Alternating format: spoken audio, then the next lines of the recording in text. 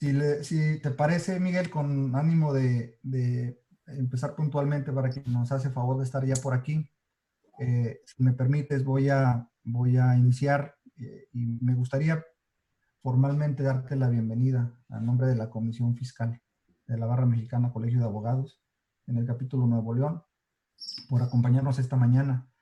Eh, Conocemos y te hemos seguido por tu trayectoria como fiscalista, pero pues desde luego como juez, como magistrado con amplia trayectoria, pensamos que el día de hoy convenía quizás salirnos un poco de ese track y pedirte que nos comentaras acerca de lo que has estado viendo, lo que hemos comentado en algún momento sobre la situación actual de, del Poder Judicial ante la circunstancia extraordinaria que estamos viviendo como sociedad. Y bueno, pues yo creo que es interesante para todos, un poco visto desde el interior, cómo entender y conocer cómo se está viendo el Poder Judicial, cuáles son las percepciones a través de las regulaciones que se han dado. Y bueno, eventualmente, pues conociendo tu avidez como investigador jurídico, pues, lo que has visto, lo que se ha conocido en otros países, cómo nos está impactando y desde luego, pues cualquier comentario que nos puedas hacer.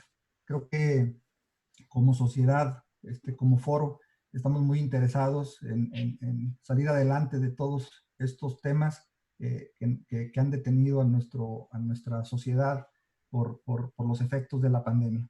Entonces, si me permites, voy a hacer una breve síntesis de tu semblanza curricular, que es muy amplia, para poder avanzar en el tema y entrar de lleno. El doctor Miguel Alvarado Esquivel es licenciado en Derecho por la Universidad Juárez en el estado de Durango. Es doctor en Derecho Fiscal por la Universidad Nacional Autónoma de México. Doctorado en Derecho por la Universidad de Salamanca en España. Fue secretario particular de ministro en la Suprema Corte, secretario de Estudio y Cuenta en el mismo máximo tribunal, juez de distrito. En su momento fue comisionado y coordinador general de compilación y sistematización de tesis de la Suprema Corte de Justicia de la Nación, juez de distrito, magistrado de circuito en el segundo circuito y actualmente magistrado del tercer tribunal colegiado en materia administrativa del primer circuito desde el año 2009. Pues en el ámbito académico amplísimo, desde la perspectiva de los cursos, conferencias, clases que has impartido en muchos lugares en la Ciudad de México, pero en muchos lugares del país también y del extranjero. Es un honor contar con tu presencia esta mañana. Muchas gracias y adelante, por favor, Miguel. Bien, muchas gracias. Ante todo, pues mi gratitud a la Barra Mexicana Colegio de Abogados, el capítulo de Nuevo León, a su señor presidente, al licenciado Luna, al presidente de la Comisión Fiscal, a mi querido amigo César Meraz Barbosa, por la amable invitación que me han hecho para platicar sobre el tema que se refiere, pues como el título de mi presentación que está a su disposición lo indica, el Poder Judicial de la Federación en tiempos de pandemia. Se preparó este documento con el fin meramente informativo, contiene la normativa que nos está regulando en la actualidad. Preferí también comentar aspectos del derecho comparado que están haciendo otros países respecto a la actividad de sus tribunales y al final concluir con algunas propuestas que yo considero que debido precisamente a toda esa normativa y vivencia de otros países y apoyándome principalmente en la prueba científica, cómo podríamos regresar a retomar a plenitud nuestras actividades jurisdiccionales como una actividad esencial. Le voy a pedir a Santiago que me auxilie, por favor, con las láminas, si es tan amable en poner la siguiente lámina, por favor.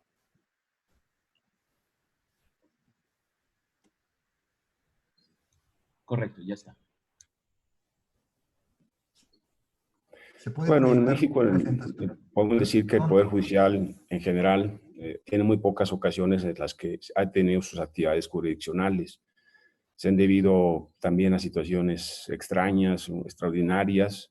Por ejemplo, en el siglo XIX, el Poder Judicial, que se integraba únicamente por la Suprema Corte y algunos juzgados de distrito, suspendió sus labores en diversas ocasiones y por lapsos de tiempo también variables, debido principalmente a las intervenciones extranjeras, a la convulsión social que se vivía en muchos momentos de ese siglo XIX, algunos conflictos armados también en la Revolución, y por la lucha de la presidencia de la República entre conservadores y liberales. Hubo meses, incluso años, en que la Corte estuvo cerrada precisamente por la inseguridad que se vivía y la inestabilidad social y un estado, pues, en una guerra civil en distintas etapas de nuestra vida histórica. En años recientes, en cambio, solo se paralizó parcialmente, máximo una semana, podemos decir, sus actividades ordinarias por el virus que se identificó como la influencia H1N1. Estuvimos aproximadamente una semana en el 2009 cerrados por precisamente recomendación de las autoridades de salud. Era conveniente, pues, confinarnos y resguardarnos en nuestros hogares, en nuestras casas, a efecto de detener la propagación de esa influencia H1N1. Sin embargo, pues, si bien las distintas civilizaciones en el mundo hemos padecido distintas pandemias o contagios de distintos virus o bacterias que siempre están presentes, que se propagan hacia el ser humano por distintas vías, la lepra, pues otras enfermedades en África como la peste, y en fin, son muchas las enfermedades que han atacado al ser humano.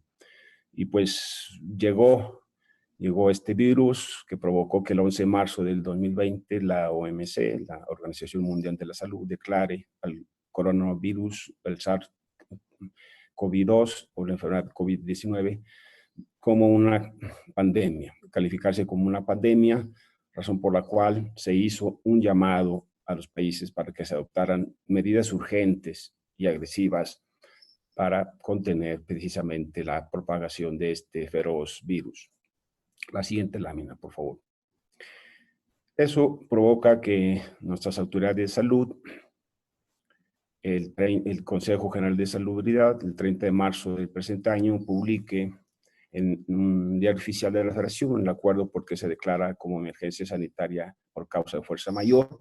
Eso es muy importante y destacar, por causa de fuerza mayor, a la pandemia de enfermedad generada por el virus SARS-CoV-2 o COVID-19.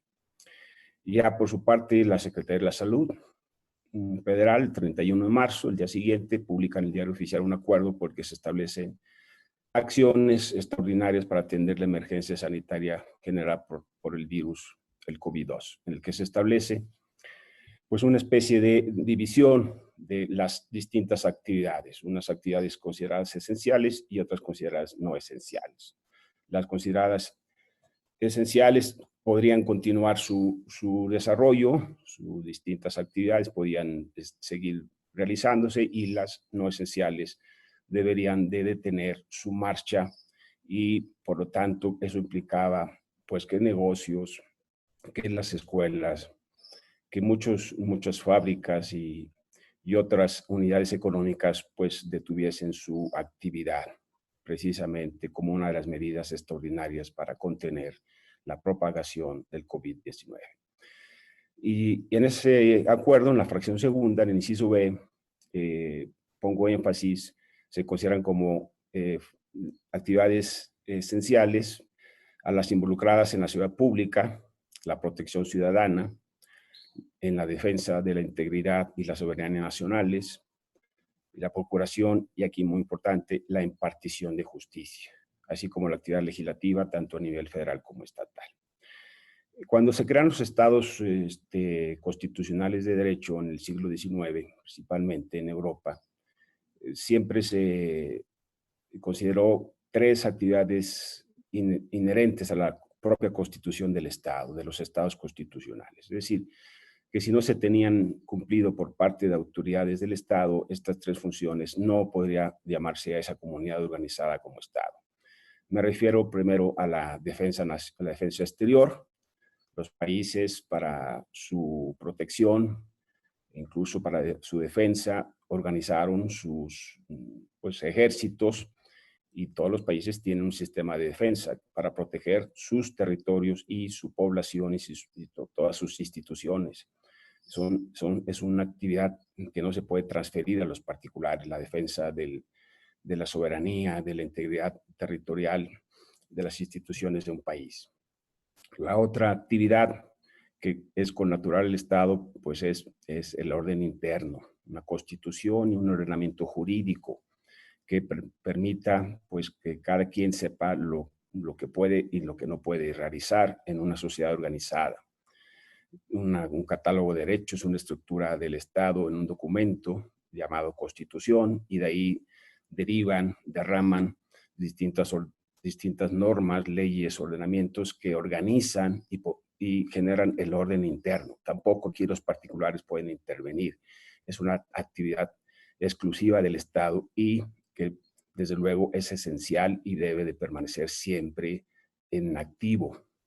Y la última actividad hace crecer a los estados constitucionales es la impartición de justicia, la creación de tribunales o juzgados que permitan dirimir de forma civilizada las distintas controversias entre el Estado y sus gobernados y los propios gobernados contra otros gobernados.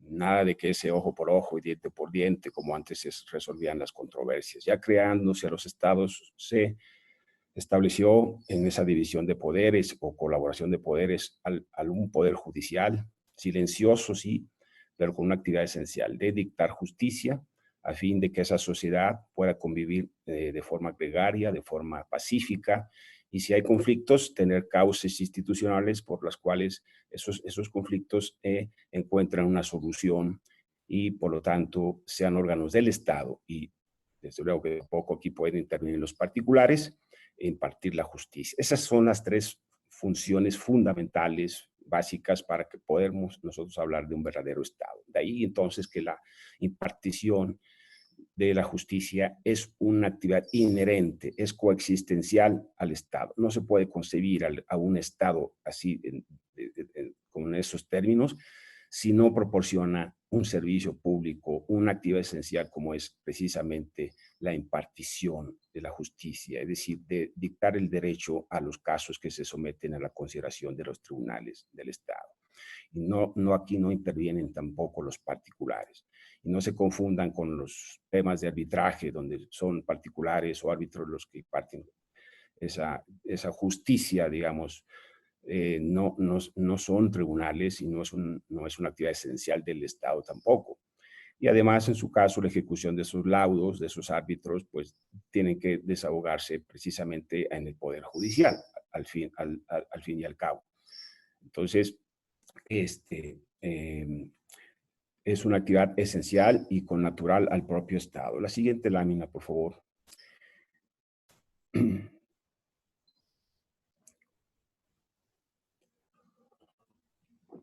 Establecida ya la emergencia sanitaria por causas de fuerza mayor por parte de nuestras autoridades sanitarias, el Consejo de la Judicatura, nuestro máximo tribunal del país, la Suprema Corte, emitieron también sus normas para precisamente darle causa a esta emergencia.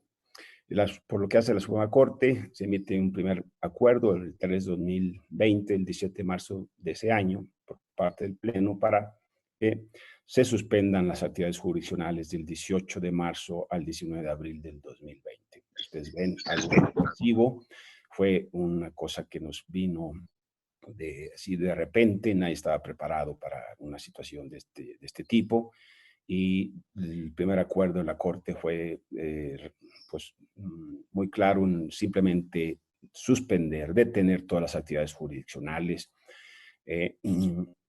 y únicamente, por lo que hace al Pleno de la Corte, habilitar algunos días y permitir que se pudiesen admitir un solo tipo de asuntos, que son las controversias constitucionales urgentes. Esto porque ustedes saben que la controversia constitucional es un conflicto de competencias. entre un ente territorial y otro, por ejemplo, la federación con un estado, un municipio, dos municipios de un mismo estado, de estados diferentes, y se determina pues a quién le corresponde un ámbito competencial sobre una materia, la salud, la educación, el medio ambiente, etcétera, etcétera.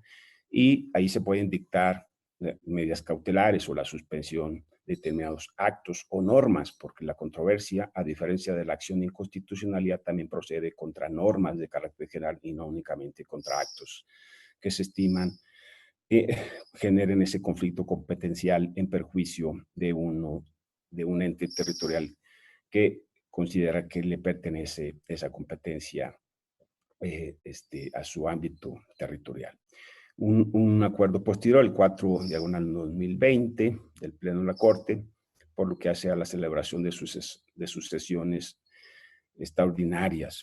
El 20 de abril anterior, por todos es conocido que se resolvió ya un par de controversias constitucionales, un estado de Chiapas por un grupo de indígenas que no fueron llamados a una cuestión territorial de unos predios, por usos y costumbres y por distintas garantías del artículo 3 constitucional a los pueblos indígenas, debió habérseles convocado y llamado a esos procedimientos respecto a esos predios o terrenos, y no fueron llamados, y por lo tanto en esas controversias promovidas por la Comisión Nacional de Derechos Humanos, la Corte se pronunció en videoconferencia las primeras resoluciones de estas controversias que les he mencionado. Un acuerdo posterior que se refiere al Pleno, dirigido a la celebración de las sesiones de las salas del Alto Tribunal. Ustedes saben que las salas desahogan mucho de las cargas de trabajo del Pleno a través del uso de las herramientas tecnológicas o informáticas. De tal manera que la Corte, a través de sus acuerdos, y tanto el Pleno y sus salas se estaban preparando para no detener su actividad jurisdiccional, a pesar del estado de emergencia, a pesar de que es una actividad esencial, pues sí mantener sus actividades en los ámbitos de mayor urgencia, como los casos que representan las controversias constitucionales que les he mencionado. Adelante con la siguiente lámina, por favor. Listo. El acuerdo 6 del 13 de abril de 2020, se habilitan los días que resulten necesarios para poder sobre la admisión y suspensión de controversias constitucionales urgentes, así como la celebración a instancia de las sesiones del Pleno del Alto Tribunal. Se fueron perfeccionando y se fueron regulando aspectos que habían quedado pendientes en cuanto a pues, los días que se tenían que habilitar para poder sobre la admisión y suspensión de controversias constitucionales y para la celebración de las audiencias a través de trabajos a distancia o a través del uso de los medios tecnológicos como las teleconferencias o videoconferencias. El acuerdo 2007 de este año, pues hizo el esfuerzo de considerar cuáles deberían de considerarse los días, habilitarlos y las horas para el referido periodo que ampliaba al 27 de abril la suspensión general de las actividades jurisdiccionales del Poder Judicial de la Federación. La siguiente lámina, por favor.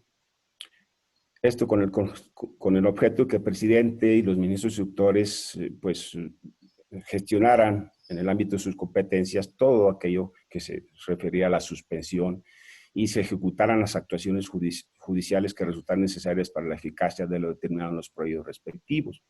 Porque también, pues no una vez dictada la medida cautelar, pues ya digamos que las cosas se podían dejar así, sino que este acuerdo deja en claro de que se tenían que tomar todas aquellas medidas para que esas, a su vez, medidas cautelares dictadas en controversias pudieran ejecutarse, pudieran cumplirse. Y otro, en el segundo punto, pues que a través del uso de las herramientas informáticas, que pues se accede con las firmas, la FIREL, que desde el año 2013, por la reforma a la ley de amparo, como vamos a ver más adelante, pues está ya en el Poder Judicial. Otra cosa es que no se esté usando mucho por los abogados, pero eso ya es una cuestión que corresponde precisamente al modo de litigar y a las costumbres que cada despacho y cada abogado pues quiera en el ejercicio de su profesión. Creo que toda esta contingencia va también a hacer cambiar la mentalidad, la forma de trabajar de los despachos jurídicos y también de los tribunales. Adelante, por favor. Correcto. Pues contiene los distintos acuerdos que establecen ya medidas pues, de contingencia en las áreas administrativas. Todos estos acuerdos pues, establecen cómo, digamos, las áreas administrativas deben de realizar sus actividades en la gestión, por ejemplo, de visitaduría judicial, de la escuela judicial, de todas las áreas administrativas, como también el Instituto de Defensoría Pública y demás, cómo podían actuar y cómo podían respetar las órdenes dictadas por las autoridades sanitarias. Y se prorroga una vez más del 18 de marzo al 5 de mayo en este acuerdo 6/2020. Continuamos con la siguiente lámina, por favor. El acuerdo 2007 del presente año pues amplía del 18 de marzo al 5 de mayo y se establece que no corren plazos procesales y únicamente quedan exceptuados de esta medida los órganos jurisdiccionales que se encuentran de guardia exclusivamente para la atención de los asuntos urgentes. Este término, asuntos urgentes, pues es evidentemente un concepto jurídico indeterminado y una carga subjetiva también muy profunda. Por lo cual, pues el Poder Judicial, concretamente la Corte, tuvo que hacer un esfuerzo en su definición o tratar de delimitar el alcance de dicho término de asuntos urgentes, ¿sí? Y lo extendió del 6 al 31 de mayo. La siguiente lámina, por favor. Estos artículos vienen a establecer en qué casos nos encontramos en ese supuesto, ¿sí? El supuesto de casos urgentes. Nos dice que en ese periodo, pues deberán considerarse urgentes de una manera enunciativa, no limitativa, ¿sí? Todos los asuntos competentes de la justicia especializada en control de técnicas de investigación, como el arraigo, la intervención de comunicaciones, que ustedes saben que los jueces con un nuevo sistema de justicia penal, pues son medidas que pretenden pues, auxiliar en las distintas carpetas de investigación. En materia penal, pues el ejercicio de la acción penal sin detenido por delitos que meriten prisión preventiva. Adelante, por favor. La diligenciación de comunicaciones oficiales, la calificación de detenciones, las determinaciones sobre extradición. Adelante, por favor. El procedimiento abreviado, la suspensión condicional del proceso, en el sistema penal tradicional, la resolución de incidentes innominados de traslación y el desvanecimiento de datos. Todo eso es en materia penal, considerados asuntos urgentes. Adelante. Las apelaciones, ya en el capítulo de ejecución penal, las gestiones previas a la inminente compurgación de la pena. Adelante. Pues asuntos relacionados con segregación y tortura. Este asunto en el punto E, asuntos relativos a condiciones de internamiento que verse sobre a la atención médica relacionada con el tercer escalón sanitario, es decir, la hospitalización. Ha habido asuntos, como vamos a ver más adelante, amparos promovidos por distintos reclusos, purgan sus penas o están en libertad condicional, o bien están en los distintos centros de adaptación social en proceso, y que pues no han recibido todos los servicios de atención médica necesarios, incluso ha habido contagios y se han promovido amparos precisamente en estos casos de reclusorios. Adelante. Pues en la fracción cuarta nos dice que en general todas las demandas de amparo o acciones contra actos que importen peligro de privación de la vida, ataques a la libertad personal, estos prohibidos por el artículo 22, ahí en materia fiscal, por ejemplo, se pudiera hablar de una pena inusitada, de una multa fija, por ejemplo, que ha sido calificada así por la jurisprudencia de nuestro máximo tribunal, y son pues todos esos asuntos ya de malos tratos, tortura psicológica, segregación, que son temas delicados por los derechos humanos en juego, como es la vida y la propia libertad, principalmente. Entonces, esos asuntos pueden ser, y desde siempre, desde que se dictó la contingencia sanitaria, estos asuntos han sido conocidos por los tribunales de los juzgados de distrito de guardia, precisamente por calificarse de urgentes de esa naturaleza. Se tuvo que llegar a ser descriptivo, aunque no limitativo, porque hubo jueces que desechaban algunas demandas y otras que sí las admitían y las autoridades consideraban que no eran asuntos urgentes. Por ejemplo, el caso de la extinción de 135 fideicomisos públicos por parte del Ejecutivo Federal. Hubo un quejoso que interpuso un amparo para impedir que se extinguieran esos fideicomisos pues el abogado inteligentemente hizo ver que se trataba de un acto de confiscación de bienes. Y ustedes saben que el artículo 22 de la Constitución prohíbe la confiscación de bienes. Entonces dijo, pues en términos de la fracción cuarta que estamos ahorita viendo en pantalla, ahí dice contra actos prohibidos por artículo 22, donde está la confiscación de bienes. Entonces, a través de la extinción de esos 135 fideicomisos, pues en realidad hay una confiscación entendida como la apropiación de una parte sustancial o de la totalidad de los bienes de una persona en favor del Estado. Por eso el juez de distrito admitió esa demanda que está en curso y ya se verá si se recurre o no esa admisión de demanda, el recurso de queja, para que el tribunal colegiado de guardia califique o no ese asunto, si encuadra como urgente o no, y siga el juicio, o bien se espere pues a que se reanudan en su totalidad las actividades jurisdiccionales y en su caso se pueda, según los tiempos, promover por la vía ordinaria y no como un caso urgente. Adelante, por favor. En amparo civil, pues amparos contra determinaciones sobre pensiones alimenticias corrientes. Los juzgados familiares tienen que estar ahí abiertos por las pensiones alimenticias que se tienen que consignar y no detener precisamente los pagos de estas pensiones porque pues, es la subsistencia de familias y de menores de edad. Son asuntos urgentes que pueden lesionar el núcleo familiar y a los menores, y aquí juega el interés superior del menor y todos estos derechos que pues protegen a nuestros hijos, a los menores.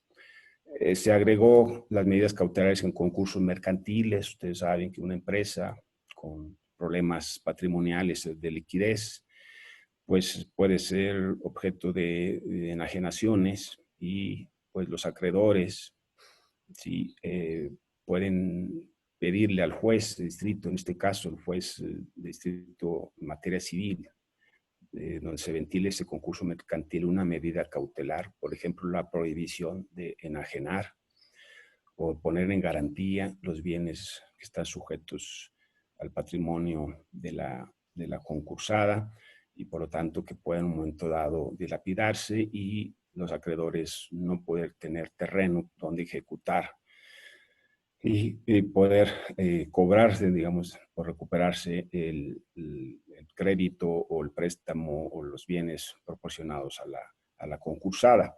Entonces son medidas cautelares que se pueden dictar y que también son urgentes porque esos bienes pueden ya salir del patrimonio de la concursada y después complicar mucho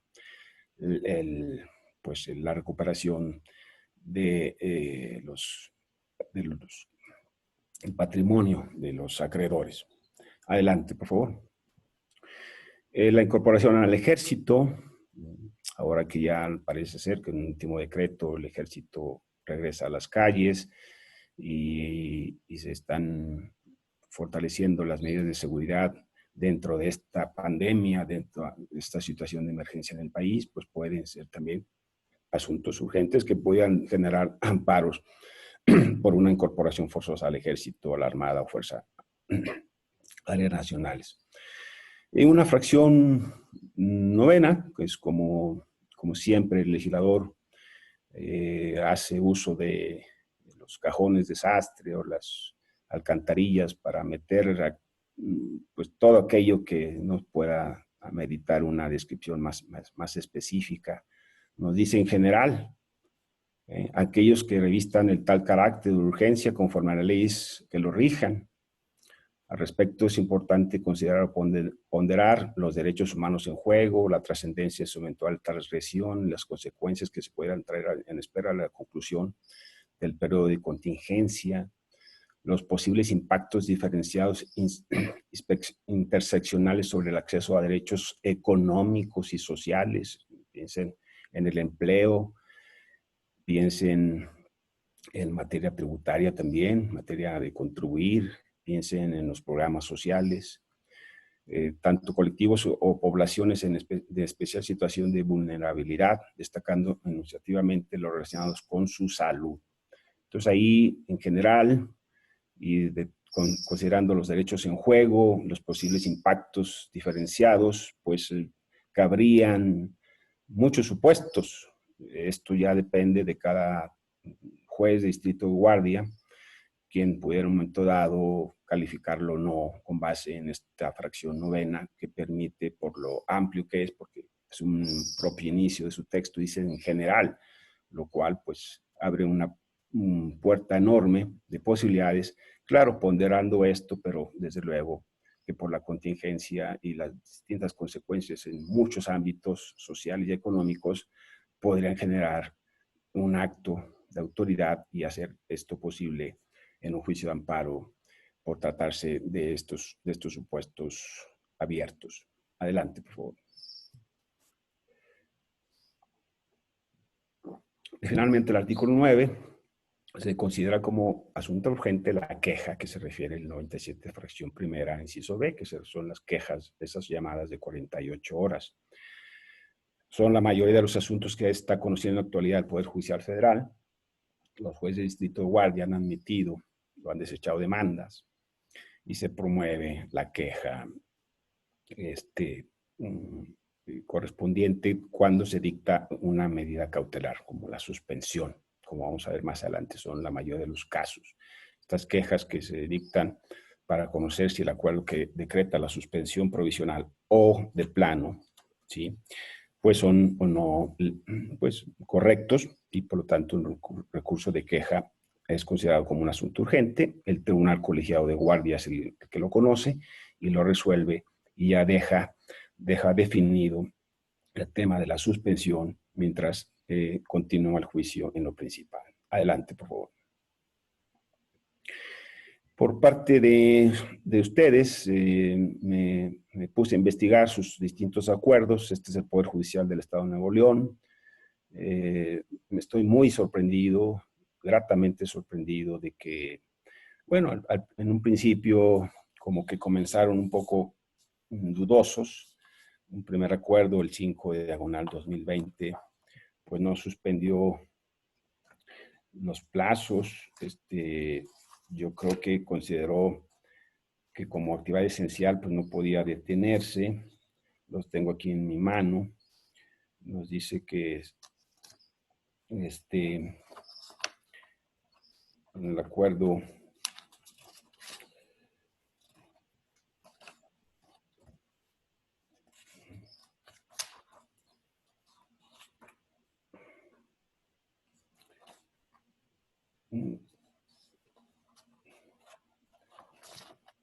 se suspende, bueno, ciertos eventos públicos únicamente, las clases presenciales, suspende el registro del control de acceso bajo una determinada modalidad, ciertas visitas, establecen pues medidas sanitarias como el uso del gel, etcétera. Y el 23º de ese acuerdo nos dice que los plazos y términos judiciales no quedarán suspendidos ni se interrumpirán durante el periodo de vigencia de estas medidas. Este fue el primer acuerdo. Pero, pues, rápidamente, un siguiente acuerdo, el 6/2020, ya nos establece en el artículo 3º, se declaran inhábiles para los órganos del Poder Judicial del Estado los días comprendidos del 18 de marzo al 19 de abril del 2020, mediante el cual no correrán los términos y plazos procesales para ningún efecto legal.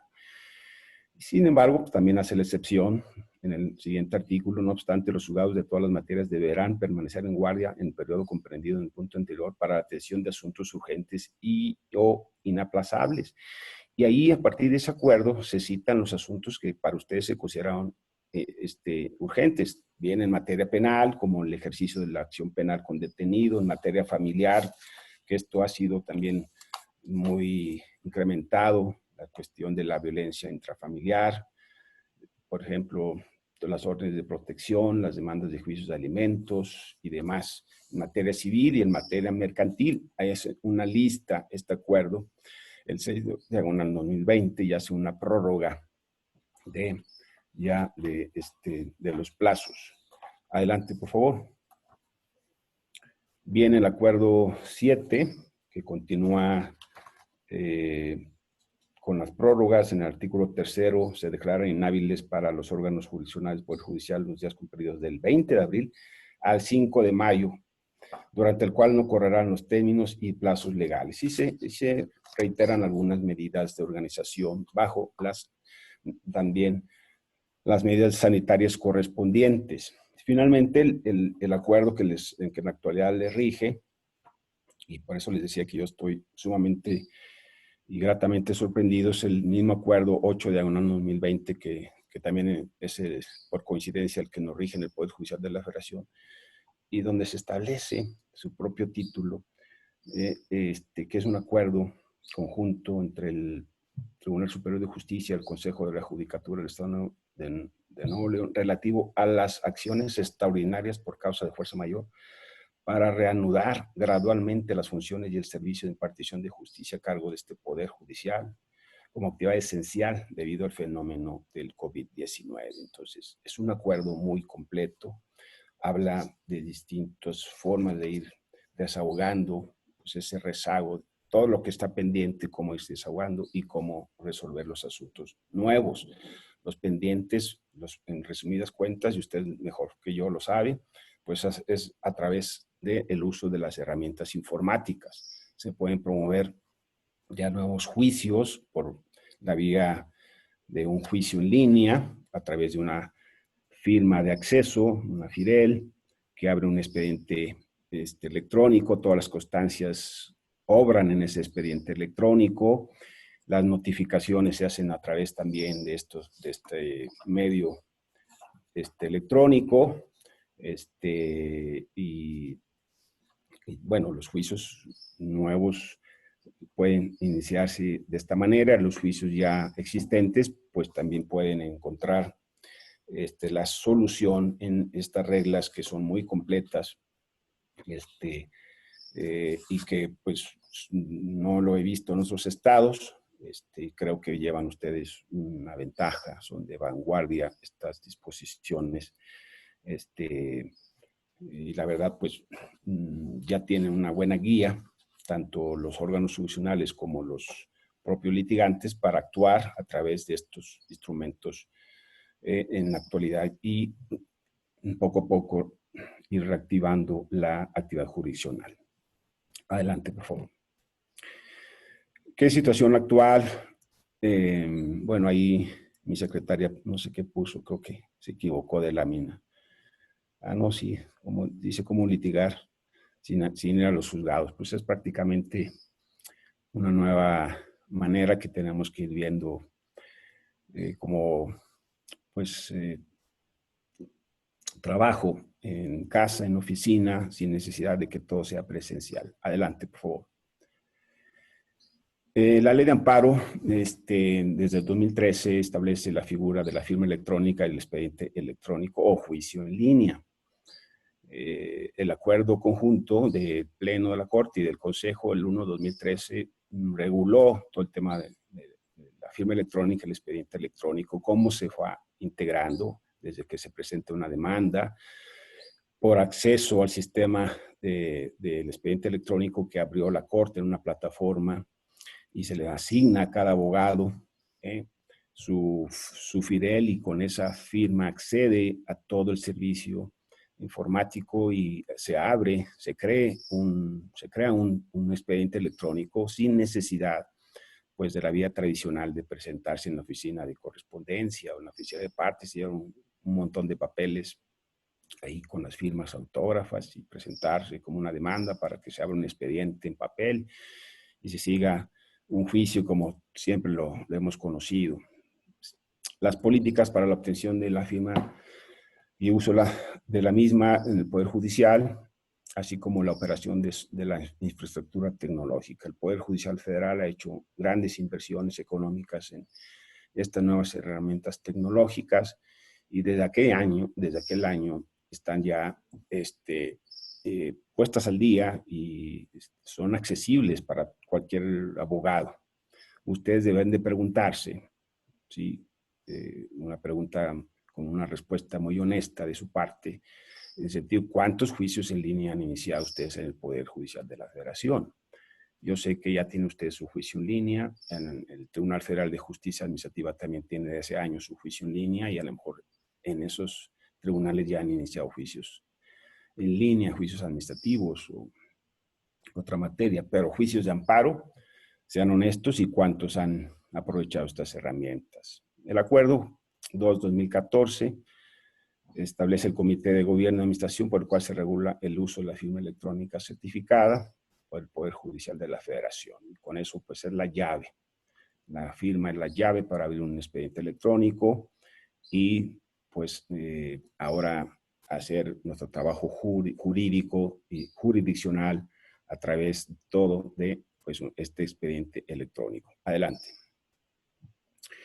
El acuerdo 12, el módulo de intercomunicación, nosotros ya no nos mandamos oficios en papel, mandamos los acuses de recibo, por ejemplo, de ciertas promociones o ciertos acuerdos a través de este sistema, y pues ya también dejamos de mandar a los actuarios, a los tribunales o a la Suprema Corte. Ya nosotros por este sistema interno resolvemos, acordamos y recibimos los acuses de las distintas promociones o desahogos que nos hacen los inferiores o los distintos tribunales, y así evitamos también pues, estar acudiendo en vía presencial a estos órganos jurisdiccionales. Estos acuerdos se siguen perfeccionando a través precisamente de estos avances tecnológicos, ya el acuerdo de diagonal 2014. Parece ya lejano estos años, pero es debido a que no se han utilizado como se esperaba por parte de los litigantes. Yo sé que hay cierta desconfianza todavía, a veces somos renuentes a hacer cambios en nuestras tradiciones, no estamos acostumbrados a los nuevos retos que nos vienen pues generándose por los avances de la ciencia, de las vías de comunicación y las vías informáticas, pero bueno, eso yo creo que a partir de este fenómeno del COVID-19 nos hará repensar si estamos quedándonos atrás o retomamos el buen camino. Adelante.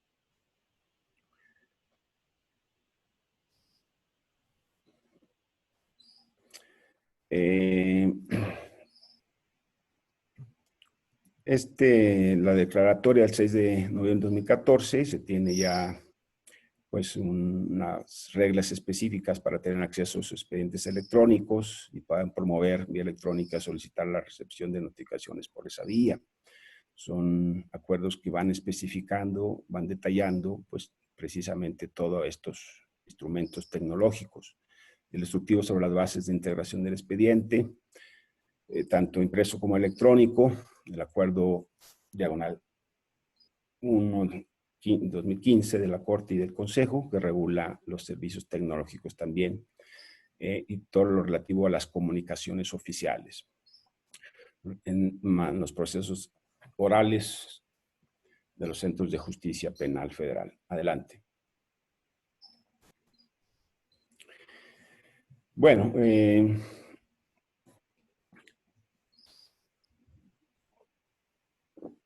aquí un poquito como para reír temprano en esta mañana, pues en el Poder Judicial, en realidad, pues, encontramos hay una muy escasa actividad de los abogados. La cuarentena, pues, ha detenido mucha actividad en los distintos despachos y firmas de abogados. Me van a permitir la siguiente lámina también que le pongan en activo. Es con un fin de broma, no lo tomen en serio. A ver si se puede activar. Ahí en la parte de abajo, Santiago.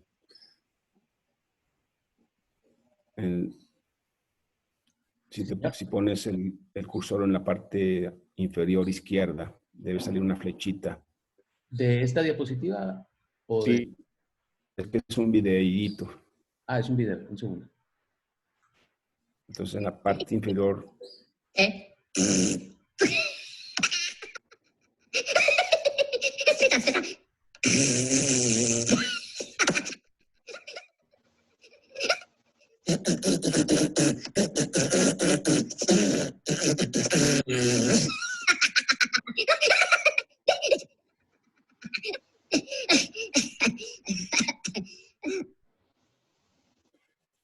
Bueno, siguiente lámina. Acéptemela como una broma que encontré por ahí en las redes sociales y pues quiere hacer ver de una manera graciosa lo que sí es una realidad. Es una parálisis muy fuerte en la actividad jurisdiccional del Poder Judicial de la Federación.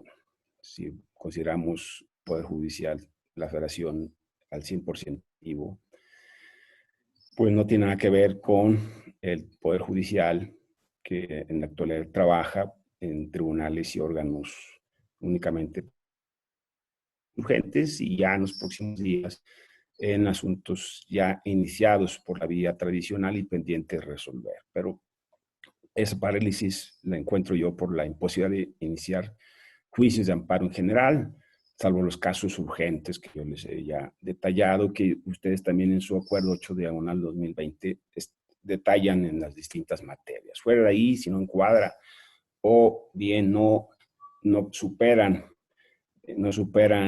el, digamos, el umbral de convencer al juez de distrito de guardia que sea un asunto urgente, pues ese asunto no va a ser admitido al no tratarse de un asunto urgente, o bien en su opinión que es urgente, pero en la opinión del juez o tribunal de amparo que no lo sea. ¿Qué se entiende por asuntos urgentes? Ya se los mencioné, es el alcance que determinó de manera enunciativa y no limitativa. Los juicios de amparo ya iniciados antes de la pandemia se encuentran prácticamente paralizados. ¿Sí? O sea, no hay promociones, no hay actuaciones. Hay una imposibilidad de dictar sentencias sobre los casos urgentes, de sobrecimiento, de fondos, negando, concediendo, incompetencia, además. Todos esos asuntos que son miles, yo diría millones posiblemente de juicios, pues no están detenidos en los tribunales. Ya sé que no corren plazos, pero evidentemente pues no caminan. Hay una imposibilidad de promover recursos o incidentes, salvo los casos urgentes, reitero, que son pues en una milésima parte de una actividad completa del Poder Judicial de la Federación. Por eso sí hay una parálisis sustancial, una parálisis de enormes dimensiones en el trabajo jurisdiccional de diario que tenemos en los tribunales federales, el Poder Judicial de la Federación. También una imposibilidad de cumplimentar o ejecutar la sentencia de amparo que adquirieron la majestad o calidad de cosa juzgada. Ya está, ya cumplieron esos juicios, sus etapas de instrucción y se dictó la sentencia y las autores estaban en tiempo de cumplir. A lo mejor ya recibieron los requerimientos de cumplimiento, no los han podido desahogar porque los juzgados están cerrados, no se le ha podido informar al juez distrito la intención de cumplir esa sentencia, o bien ante el incumplimiento el juez que haya dictado ya medidas para la ejecución de la sentencia, haya impuesto multas, o haya abierto el incidente en ejecución y lo quiera remitir al tribunal colegiado. Esos asuntos de la comisión fiscal, pues las sentencias ya de nulidad que han sido confirmadas o por el recurso de revisión fiscal han sido revocadas, pues no se van a cumplir hasta que no se abran los tribunales y los juzgados y también las salas administrativas. Entonces, vean que esto también pues hasta puede provocar una impaciencia, en la mano y no la pueden cumplir. El cliente, pues evidentemente, pues les pregunta qué ha pasado. Pues sí, estamos en cuarentena y la sentencia es favorable y no se puede cumplir, aun con buenas intenciones de las autoridades. O bien no la cumplieron, pero el juez ya está dictando las medidas para obligar a cumplir las sentencias, pues no se puede. Son asuntos, entonces, que también pues están provocando esa parálisis que yo les estoy mencionando. Sí es una actividad esencial, pero solamente se conocen asuntos urgentes. Adelante. Esa parálisis también lleva a que el Semanario Judicial de la Federación, que es el órgano oficial de publicación de la jurisprudencia, pues esté por ahí todo en el suelo, detenido. Se han publicado muy escasas tesis únicamente por la Corte, pero no, pues no es el semanario que cada semana se va nutriendo de criterios de interpretación uniforme en el país, de nuestros máximos tribunales, como el Pleno, las salas de la Corte, los plenos de circuito de los distintos colegiados de circuito, que son vinculantes para tribunales inferiores y todo el beneficio que conlleva el semanario y las tesis y las jurisprudencias que se publican ahí, pues también esto se ve reflejado en una parálisis prácticamente absoluta en la difusión de estos criterios que tanta utilidad tienen el trabajo jurisdiccional de todos los tribunales del país. Adelante. Bueno, ¿qué juicios han promovido con estas escasas posibilidades? Pues vamos a referirnos a algunos brevemente, por razones de tiempo. Un juzgado de Nuevo León, por allá me encontré, otorgó de oficio de plano la suspensión a unas enfermeras del IMSS de Monterrey para obligar al instituto a otorgar todos los requerimientos para la protección de los camilleros y pacientes que atendieran al COVID-19. Este es el amparo 307/2020. Considerando para ello que las normas que marca la OMS, el juez de distrito concedió la suspensión para que se le suministre todos esos requerimientos que la OMS ha dictado para el personal médico, esos que dicen que están al frente de la batalla, ahí recibiendo a los enfermos del COVID, a los infectados, pues no han sido dotados en muchos hospitales del país.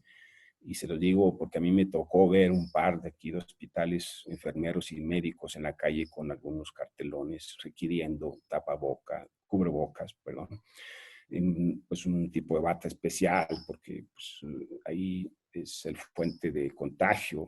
Según mi investigación, 22% de los empleados de servicios de salud han sido infectados y muchos de ellos ya han fallecido.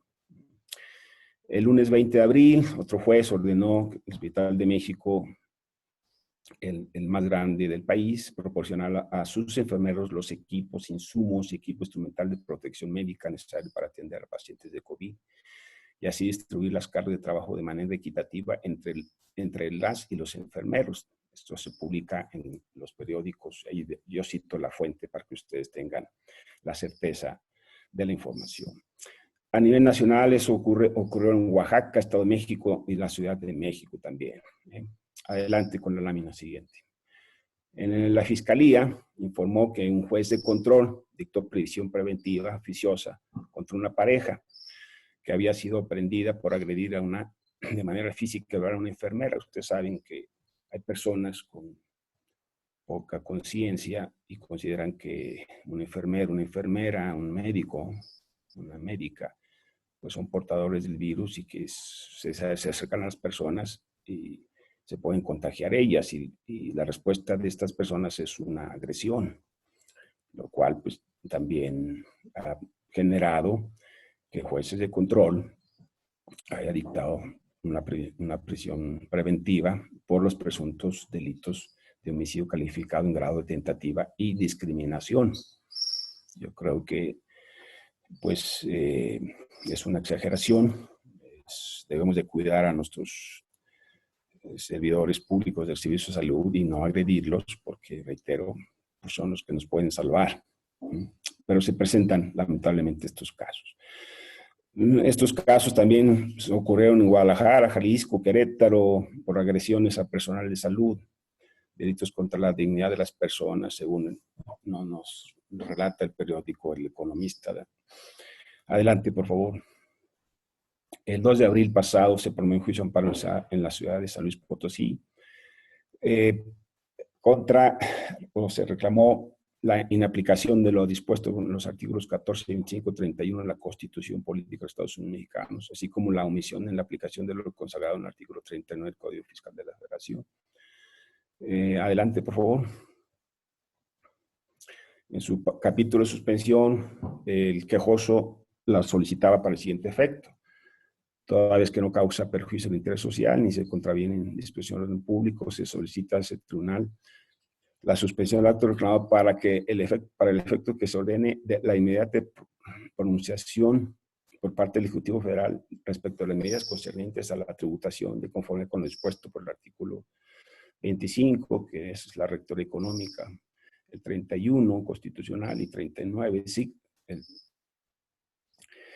debería haberse referido al 39, fracción prima del Código Fiscal de la Federación, que establece que el Ejecutivo Federal, mediante resolución de carácter general, es decir, mediante decreto, podrá eximir, condonar, autorizar el pago a plazos o diferido de contribuciones. Entonces se pretendía que el Ejecutivo dictara esas medidas, permitiéndole al quejoso pues hacerse acreedor de un beneficio tributario, como puede ser la exención, la condonación o el pago en parcialidades o diferido de determinadas contribuciones que él citaba en su escrito de demanda. El juez decretó la suspensión de plano para el siguiente efecto. Adelante en la lámina, por favor.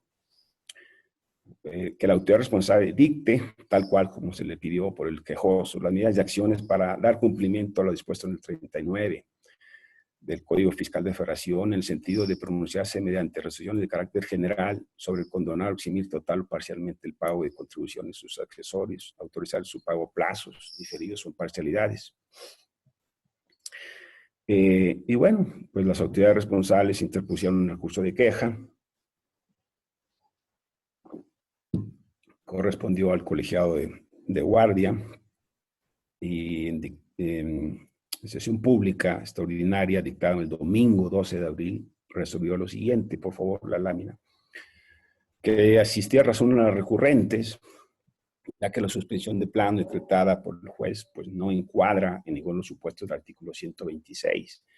Ahí ciertamente el juez, pues, como bien lo está diciendo el colegiado, pues abrió un supuesto de la suspensión de plano que no existe en el artículo 126. No se trata de actos que impliquen peligro, privación de la vida, actos prohibidos por el 22 constitucional. Entonces, pues ahí de golpe y porrazo el tribunal le corrige la plana al juez de distrito diciéndole que fue indebido decretar una suspensión de plano, porque no se dan ninguno de los supuestos que la ley de amparo prevé para esta figura. Segundo, con fundamento el 103 de amparo asumió jurisdicción y procedió a analizar los requisitos establecidos en el 128 de la propia ley de amparo. principalmente la fracción segunda, que habla del interés social y disposición del orden público.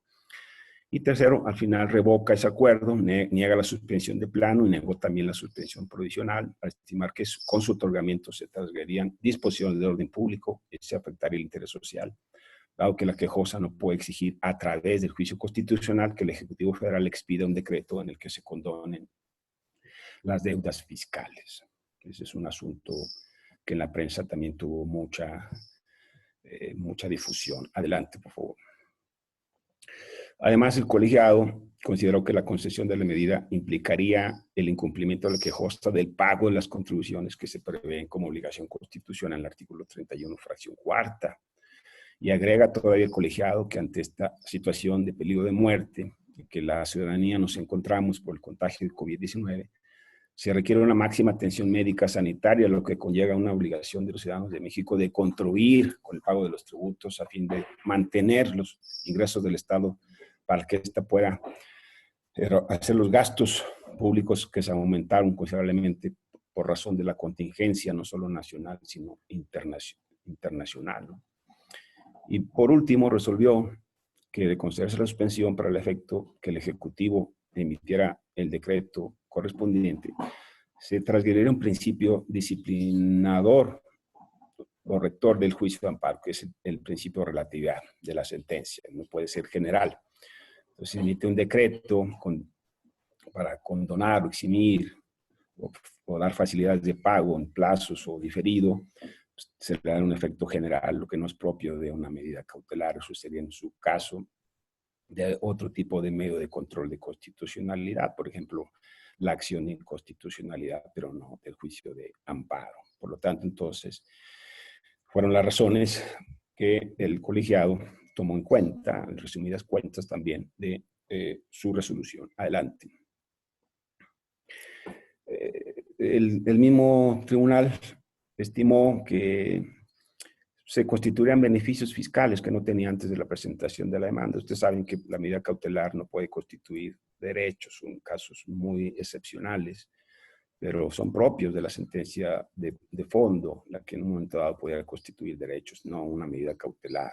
La medida cautelar sirve para preservar la materia del juicio de amparo y no una forma en que se le otorguen derechos o se le puedan dirigir ciertos derechos al quejoso que no corresponde a la naturaleza de esa medida cautelar. Lo digo esto porque también en mi investigación he visto que nuestro país no ha dictado distintas medidas fiscales. Se ha negado el gobierno federal, a diferencia de otros países. Aquí están los datos en mi investigación. En México se ha rechazado un alivio fiscal en impuestos federales como IVA o impuesto sobre la renta, y solo se ha autorizado el diferimiento de pagos del IMSS, de cuotas del Infonavit y la devolución acelerada del IVA. Se aprobó recientemente ampliar el plazo para la presentación de la declaración de impuestos sobre la renta a las personas físicas hasta el 30 de junio, pero hasta ahí. Simplemente como es un impuesto recaudatoriamente poco importante, no representa mucho ingreso, pues se autorizó la prórroga de presentación de la declaración de personas físicas, pero no las personas morales, ¿no? Que ya pasó el mes de marzo. Eso debe haber sido también para ambos, desde mi punto de vista. En la lámina anterior, por favor. En 77 países de la OCDE se han aplicado prórrogas en el pago de impuestos, según los datos de esta organización. Adelante. En Italia es el país que más prórrogas de impuestos ha aplicado, con 6. Destacan países en vías de desarrollo como Chile, que ha puesto en marcha 5 programas de prórrogas de impuestos. También Argentina, Colombia, Puerto Rico, Brasil han implementado 3 prórrogas respectivamente. Esto contrasta con México, donde ha puesto énfasis el SAT en el pago, en la necesidad del pago de las deudas atrasadas por los contribuyentes y no ha suspendido los actos de cobro coactivo. Ha suspendido recientemente los actos de fiscalización, pero los actos de cobro coactivo no. Entonces, pues se ve que la mano recaudadora de la autoridad fiscal mexicana pues sigue abierta, sigue en activo. Para este banco es momento que el gobierno tenga una política fiscal decidida que permita mitigar el impacto económico de la pandemia del COVID-19, pues de lo contrario, según esta institución bancaria, el efecto negativo será más pronunciado, tanto para las empresas como para el empleo. Adelante, por favor.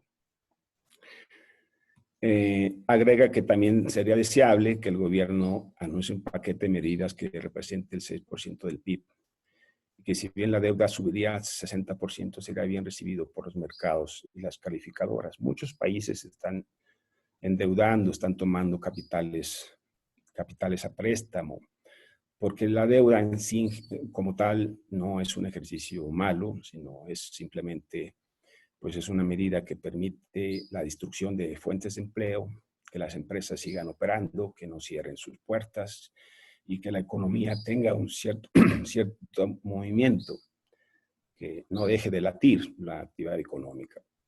Y la deuda, precisamente, si se utiliza razonablemente, según las instituciones financieras internacionales, es hasta sano, porque reactivándose la economía, esa deuda se puede ir ya pagando una vez que la operación de la economía pues está ya generando ciertos ingresos y fortalecen las finanzas públicas. Finalmente, destaca que la mayoría de los países, incluidos emergentes con nivel de desarrollo similar a México, ya están actuando en esa línea. Y puso como ejemplo Perú, cuyos paquetes de medidas representan el 12% de su PIB, con beneficios directos a empresas para pagarles el salario a sus trabajadores, para pagarle a sus proveedores. Brasil el 10% de su PIB, Chile el 6%, y aquí no llega ni al 1%. La cantidad última que vi yo en el Economista es del 0.6 del PIB. Es decir, no ha invertido, no ha empleado recursos fiscales México, un porcentaje respecto a su PIB, que permita que se den esos apoyos, como los mencionados, apoyos directos a empresas para cubrir su nómina, para cubrir a sus proveedores, o simplemente en condonaciones, en exenciones o prórrogas de impuestos, que son medidas las más utilizadas en los países en el derecho comparado. Adelante, por favor. Según Pablo Iriar, México, pues en vez de aplicar estos apoyos, los destina a elefantes blancos en la selva y en un pantano. Ustedes saben que se están construyendo por allá un tren en la zona maya. Y también se gasta dinero fuera en la compra de un estadio de béisbol en Hermosillo. Y ya dice que le echaron el ojo a otro en Ciudad Obregón. Bueno, lo dejo yo simplemente para generar una polémica en que pues no hay apoyo a las empresas, no hay apoyo a los contribuyentes y sí hay gastos que desde luego pues no parecen ser tan urgentes como la compra de un estadio de béisbol, ¿no? El Banco Mundial también nos corrige la plana, nos dice que 75 países están otorgando apoyos directos para mantener el mayor número de puestos de trabajo ante la crisis provocada por el COVID-19. Pero en México no está presente en esa lista de 75 países. Estados Unidos, vean la prensa, no se cansa de aprobar paquetes multimillonarios de billones de dólares precisamente inyectados a la economía y otorgar apoyos principalmente a empresas y a empleadores. Adelante, por favor. Bueno, ahí tiene lo que resulta de esta parálisis. La tiendita, la empresa, el despacho, el restaurante cerrado, pues ya casi se están yendo a la tumba porque este confinamiento, quédate en casa, pues así visto en la economía y en la actividad de los negocios y distintas actividades económicas, pues desde luego los pone en peligro de muerte, ¿no? Adelante, por favor. Pues están estas medidas que yo les mencionaba, dictadas por el mismo Banco Mundial, no son recomendaciones mías o de cualquier académico, teóricas. Banco Mundial nos dice, señaló que en México no hay ninguna voluntad del gobierno para promover recursos fiscales para ello. Y bueno, se conoció este juicio, finalmente es el juicio que les voy a comentar, allá en Tijuana, en Baja California, y el abogado, lo conozco, es un abogado que ha promovido muchos amparos a nivel nacional. Ahorita tiene más de 200 amparos en el país, reclamándose algo, pues sí, muy inteligente, muy original. La reorientación presupuestal de obras y programas no vitales para otorgar estímulos y otros beneficios fiscales, así como para proteger el empleo y hacer frente a los gastos de la emergencia nacional de COVID-19, y toda vez que el juez de distrito concedió parcialmente la suspensión provisional de los actos reclamados, para los efectos las autoridades responsables promovieron un recurso de queja respectivo. Aquí el juez sí concedió la suspensión para que se orientara el presupuesto. El juez, aplicando unas tesis de la Corte que dicen que el presupuesto no es algo inflexible, sino que puede tener distintos ajustes o hacer modificaciones en las distintas partidas, pues dijo que sí, que se reoriente a obras prioritarias y precisamente a los gastos hospitalarios y sanitarios que está provocando al Estado la atención de esta pandemia. Adelante, por favor. El pasado 9 de mayo, el sexto tribunal colegiado del 25º circuito revocó la resolución, o sea, la suspensión provisional concedida por el juez de distrito. Al considerar que si la suspensión tendría por efecto reasignar el presupuesto aprobado para diversas obras públicas y planes sociales, que a criterio de la quejosa no resultan vitales, como es el Tren Maya, el aeropuerto, el nuevo aeropuerto de Santa Lucía y otro programa de los jóvenes, como el apoyo a fuentes de empleo y los gastos extraordinarios generados por la emergencia sanitaria, tal situación atenta contra el interés social, lo cual prohíbe el artículo 128, fracción segunda de la Ley de Amparo. Ahí fíjense que pues es de mucho criterio. El quejoso exigía que se reorientara para que se generaran fuentes de empleo y se fortalecieran los gastos sanitarios, con algunas facilidades fiscales para ella, ¿no? Pero no es tan descabellado pues, que los gastos se reorientaran a lo que sí está ahorita siendo urgente y no a aquellas obras que mencionaba en su demanda de amparo. El colegiado también consideró que obligar a las autoridades responsables a otorgar esas facilidades necesarias para el pago de impuestos, en los términos del artículo es 39, fracción primera del Código Fiscal, pues se afectaría también el interés social. La siguiente lámina, por favor.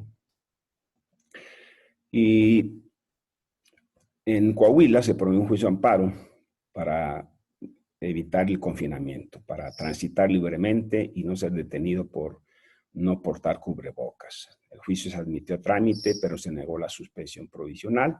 El juez consideró que se afectaría el interés social, se violarían disposiciones de orden público, como son todos los acuerdos del Consejo de Seguridad Nacional, y pues desde luego pondría en riesgo la salud pública. Por eso le negó la suspensión.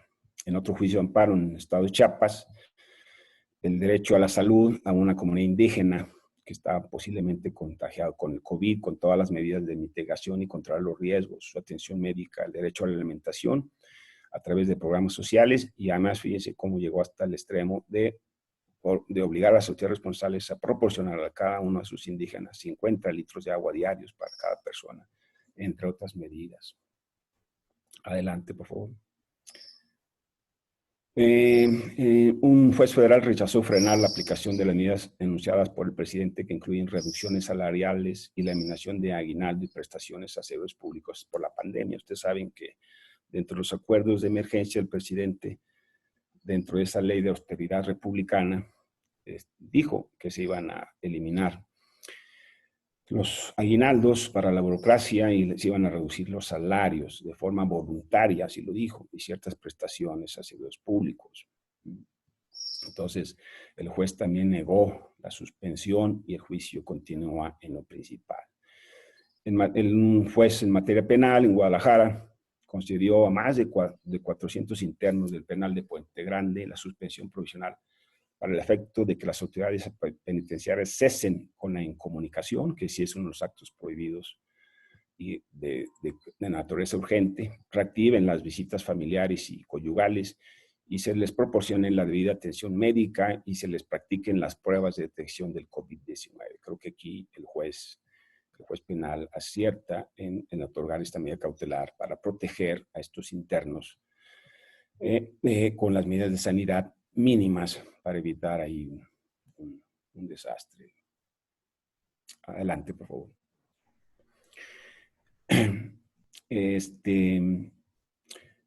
El juez federal tuvo por recibir la ampliación de la demanda, se amplió la demanda y el juicio se encuentra en trámite, pero de momento esa medida de la suspensión está vigente. Adelante, por favor. En el derecho comparado tenemos 3 países. Adelante con la siguiente lámina. Miguel, ¿perdón? Discúlpeme nada más, antes de entrar al derecho comparado, hay 2 preguntas de la audiencia. Sí. Si me permites, antes de pasar al siguiente tema, valdría la pena tocar de manera muy puntual. Pregunta Alejandro Torres. Estimado Miguel, preocupa que las autoridades fiscales hayan continuado con el ejercicio de sus facultades fiscalizadoras e incluso la aplicación de medidas dentro del procedimiento administrativo de ejecución o cancelación de sellos y embargo de cuentas bancarias, quedando los contribuyentes en estados de inseguridad jurídica e indefensión.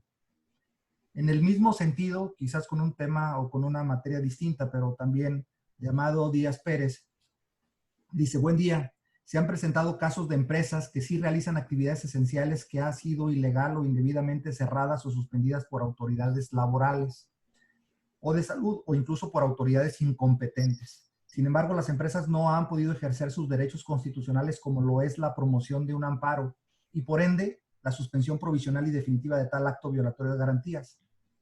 En tu opinión o en alguna consideración de análisis jurídico, ¿debería el Poder Judicial Federal haber habilitado algunos juzgados de distrito para tal efecto? Creo que las dos tienen algún tipo de conexión con lo que acabas de comentar. No sé si podrías hacer algún comentario al respecto. Y muchas gracias por las preguntas. Respecto a la primera, bueno,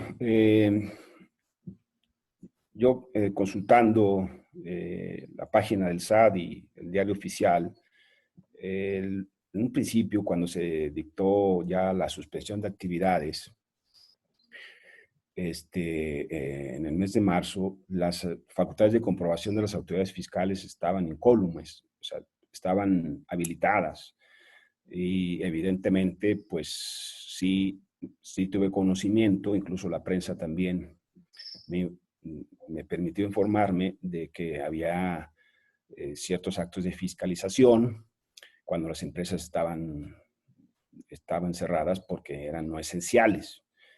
Y eso pues los ponía en un estado muy vulnerable en cuanto a sus derechos de propiedad y la violación del domicilio de sus propiedades, porque no había gente quien pudiera atender esa revisión, esa auditoría. Podían después resolverse como no localizables y después podían cancelárseles sus sellos y otras consecuencias fiscales graves.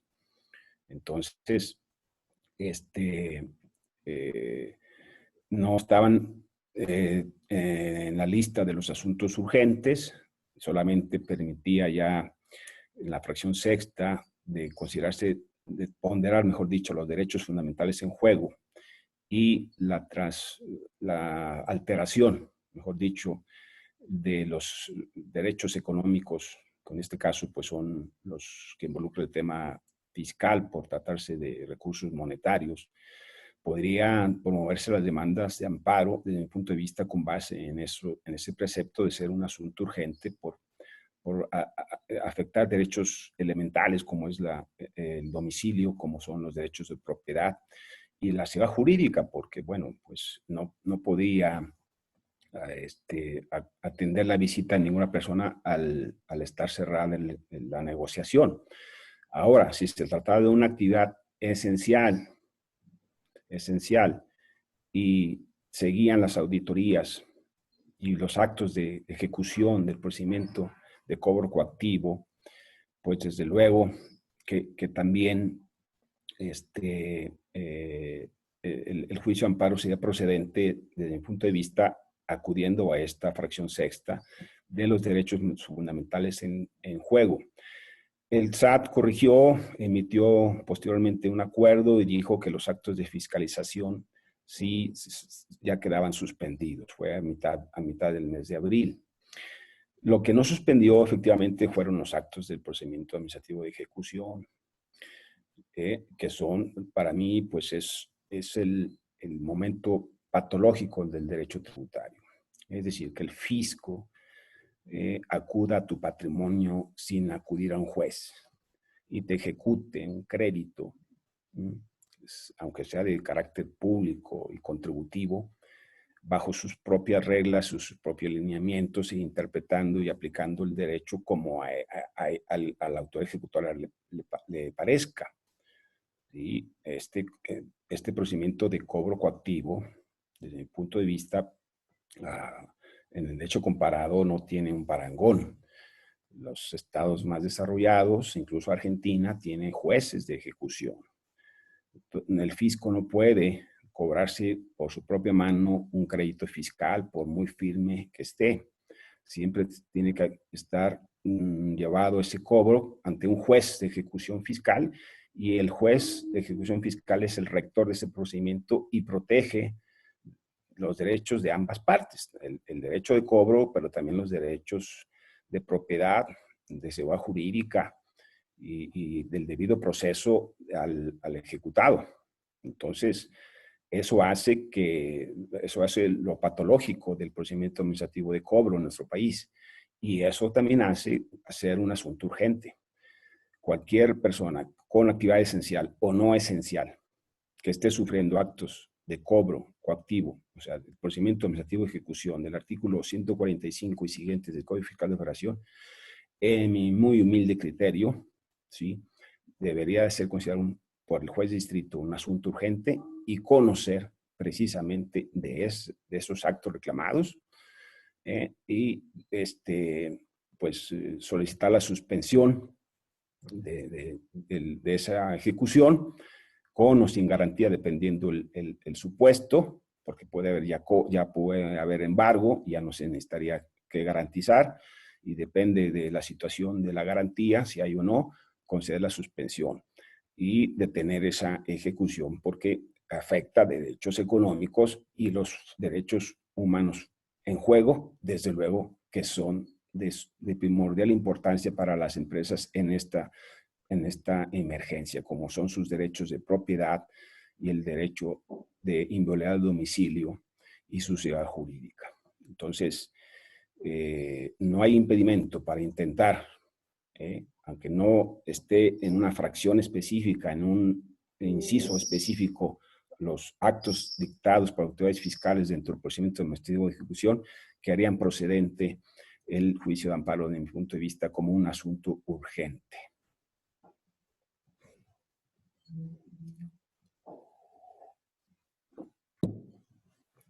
Espero haber atendido las preguntas. Si no, me las hacen llegar por correo electrónico y yo por esa misma vía les doy una respuesta más satisfactoria. Adelante, por favor, con la lámina.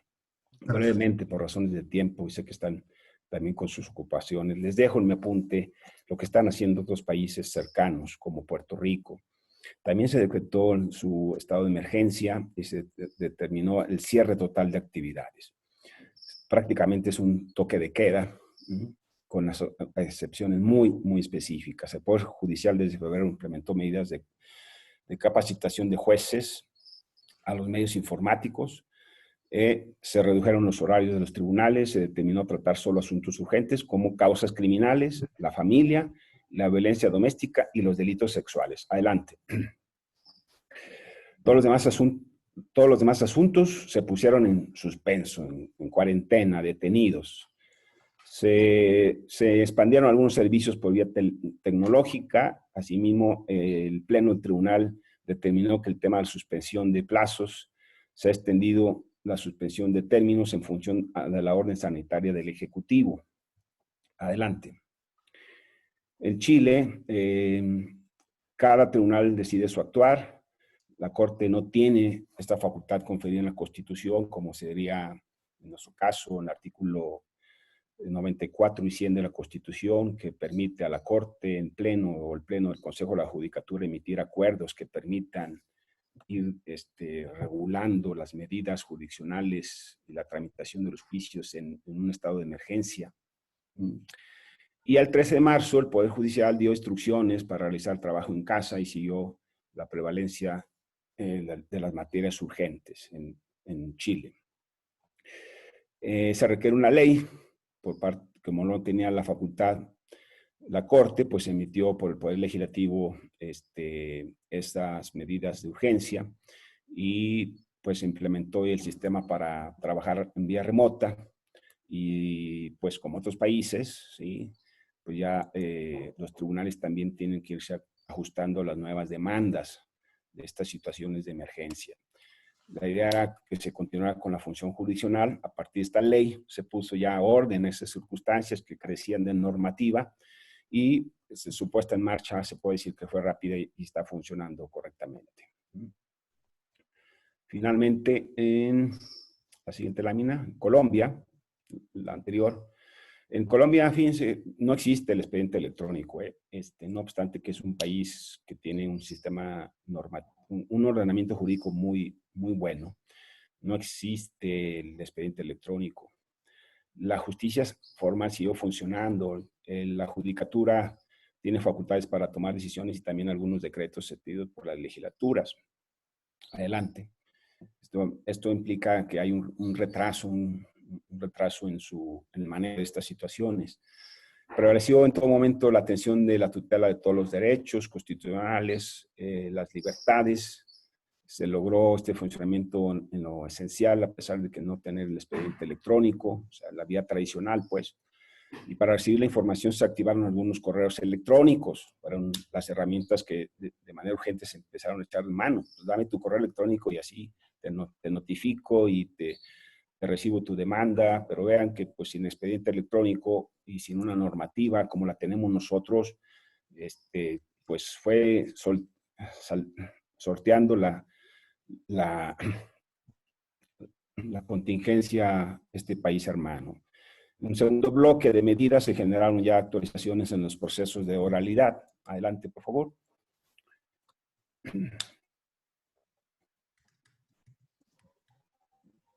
La siguiente lámina.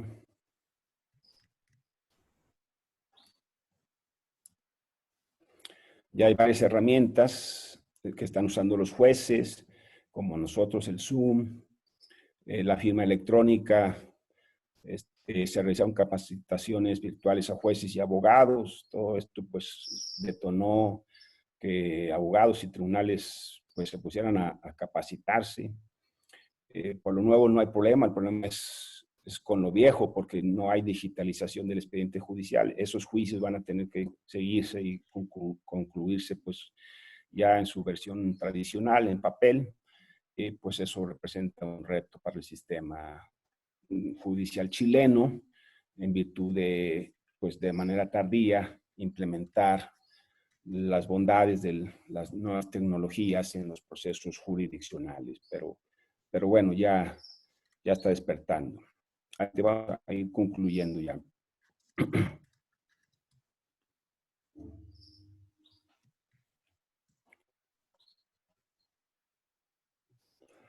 Primera conclusión, por favor, la siguiente lámina.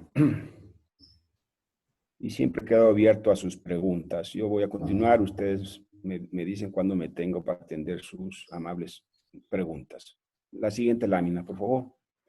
Estamos en la de conclusiones, ¿correcto? La primera, desde el nacimiento de los estados constitucionales democráticos de derecho, la justicia se encarnó en uno de los tres poderes del Estado, como un auténtico contrapeso firme de los otros dos poderes, el ejecutivo y legislativo, y prestando un servicio que es coexistencial del propio Estado. De ahí que no se conciba un verdadero Estado sin un poder judicial dentro de su estructura orgánica. Segunda, por ello, en su aspecto objetivo, el Poder Judicial se constituye como un servicio público de ineludible satisfacción por el propio Estado, característica que lo hace a su vez permanente, ininterrumpido, indelegable a los particulares, como si lo son otros tipos de servicios públicos, como por ejemplo la salud, la educación, entre otros. Tendiente siempre ese servicio público a satisfacer la necesidad colectiva más valiosa, noble y compleja de una sociedad civilizada, la justicia. Adelante. Tercera conclusión. Adelante, por favor. Sí, ya la estamos proyectando.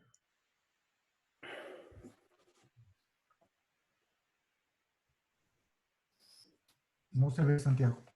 Ahí está.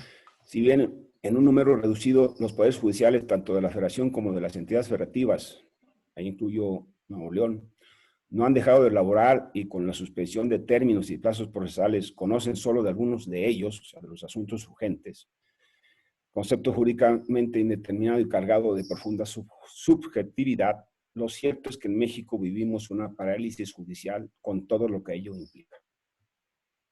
La siguiente, por favor.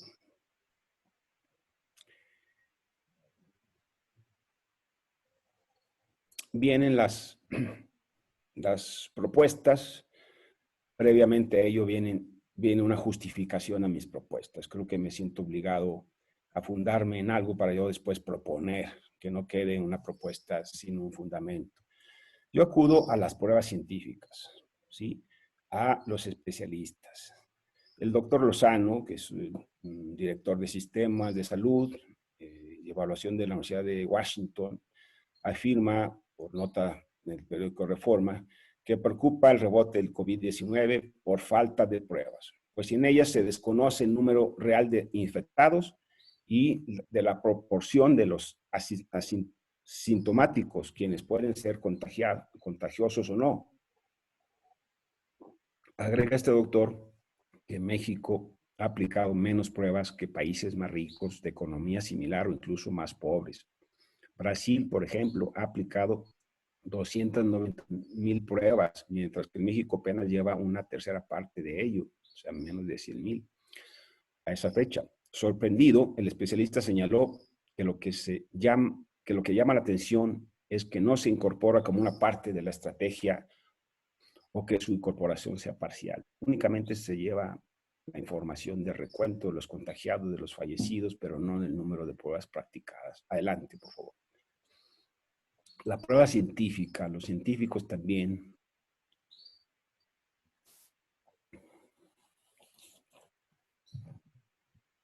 La lámina siguiente, por favor. Aquí tenemos un comparativo con lo que dice la OCDE, del país que realiza menos pruebas del COVID por cada 1,000 habitantes. Está en último lugar con 1.4, corta el 28 de abril. Vean que, por ejemplo, Luxemburgo, Noruega, pues tienen pruebas por cada 1,000 habitantes, pues un número importante, más de una tercera parte. Luxemburgo, pues casi el 70%. De 100 habitantes, de cada 1,000, perdón, 700 les practican las pruebas. Eso hace conocer el nivel de propagación, el número de infectados, el rastreo. Para eso sirven las pruebas. El test, el testeo que dicen los científicos. Adelante, por favor.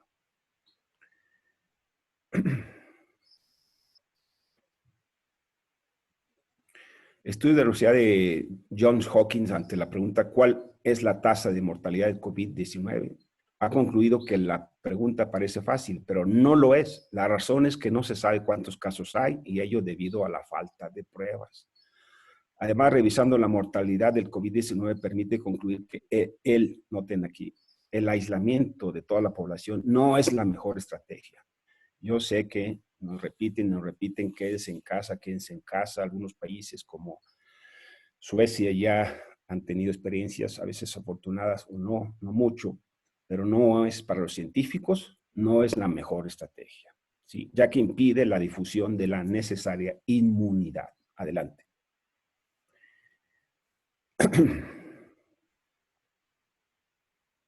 Por su parte, la Comisión Interamericana de Derechos Humanos, en su resolución 120, establece en su relatoría sobre derechos económicos, sociales y estructurales y ambientales y la libertad de expresión, en su ejercicio de mandato adopta la presente resolución con estándares y recomendaciones bajo la convicción de que las medidas adoptadas por los estados en atención y contención de la pandemia deben tener como cierto el pleno respeto de los derechos humanos. Adelante.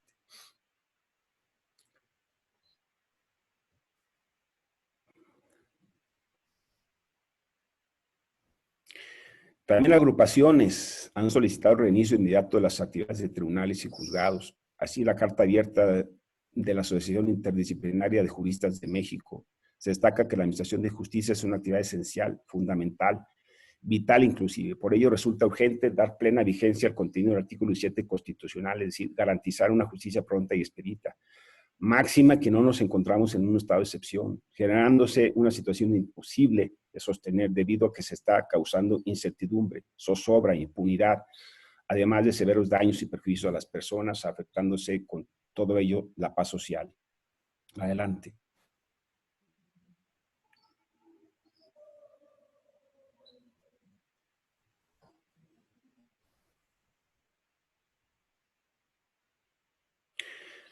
Dicha asociación hace una respetuosa exhortación tanto al Poder Judicial de la Federación como de los estados, de las autoridades jurisdiccionales en general, a regularizar sus funciones con las medidas de seguridad e higiene en el caso que cada caso requiera, portando el equipo necesario y suficiente a su personal y para proteger su salud y la del público usuario, utilizando el sistema de videoconferencia y tecnologías de la comunicación para impartir justicia.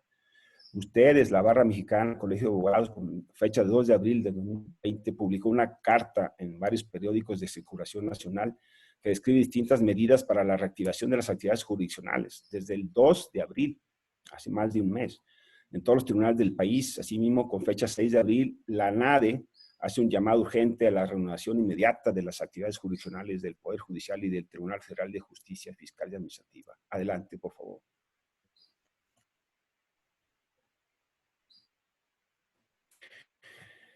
Bueno, aquí también mi secretaria nos pone un momento de diversión, de gracia, ¿no? Bueno, eso es lo que están contestando los abogados, ¿no? Porque pues, el papá es abogado, pero los juzgados están cerrados. Adelante, por favor.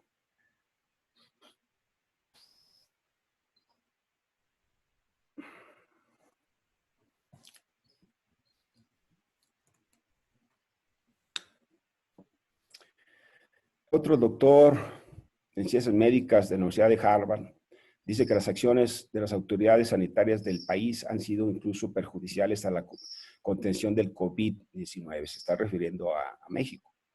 La lista es larga, pero destacan 3. Los errores que se están cometiendo por las autoridades sanitarias del país. La descalificación de medidas preventivas simples y efectivas como el uso del cubrebocas. A veces dicen que sí es útil, a veces dicen que no. La desinformación sugiriendo que los portadores asintomáticos no contagian. Y tercera, la más importante, la insistencia de que las pruebas diagnósticas masivas no son útiles. Agrega que en México acumulábamos en esa fecha 24,000 casos, 2,700 muertes. Señala que el virus no desaparecerá espontáneamente, no existe vacuna ni tratamiento. Se deben implementar medidas enérgicas de contención mediante pruebas diagnósticas masivas y rastreo de casos. El precio de la vacilación de las autoridades mexicanas, concluye esta especialista, esta científica, es el sufrimiento de miles de mexicanos, por lo que las autoridades sanitarias tienen la obligación de modificar su actuación para detener y resarcir el daño. Un artículo llamado El fiasco del siglo, del periódico Reforma de mayo, el 5 de mayo pasado. Adelante, por favor.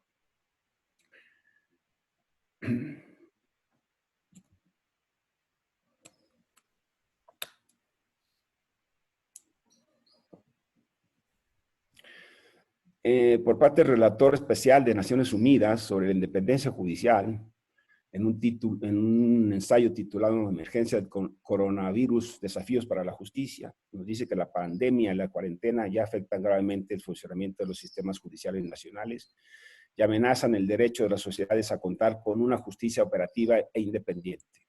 En ese contexto, el riesgo de conductas abusivas desde el poder político es real y abre condiciones favorables a la impunidad por la falta de acceso a una justicia independiente.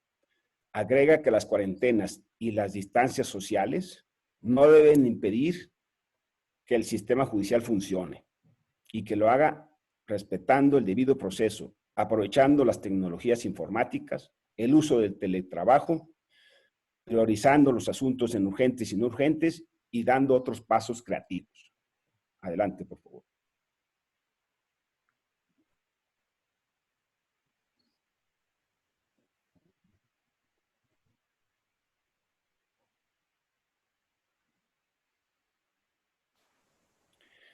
El relator especial de Naciones Unidas concluye que jueces, magistrados y fiscales y personal auxiliar deben estar en condiciones de desempeñar efectivamente sus funciones. Se merecen por ello atención especial de salud en la aplicación de los test de descarte, ya que necesariamente estarán en contacto con varias personas y grupos sociales. Adelante.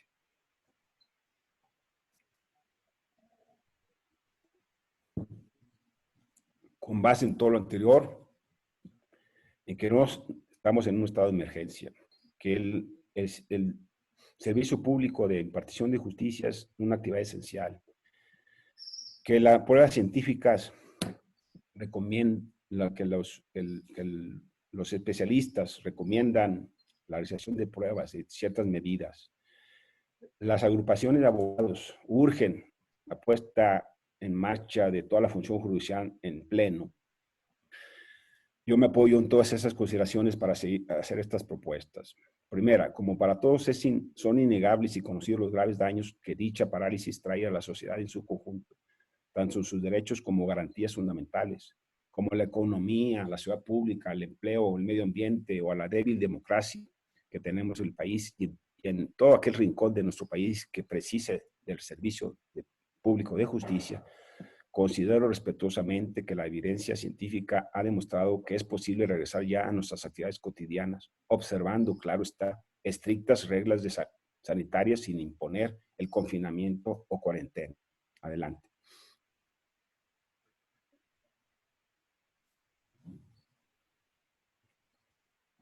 Segunda, mi propuesta es que todos los tribunales del Poder Judicial de la Federación abran ya sus puertas, pero una vez que a todo su personal se le haya practicado de forma urgente el testeo, o sea, las pruebas correspondientes, ya que solo sabiendo quién tiene o no la enfermedad de COVID-19 puede controlarse esta.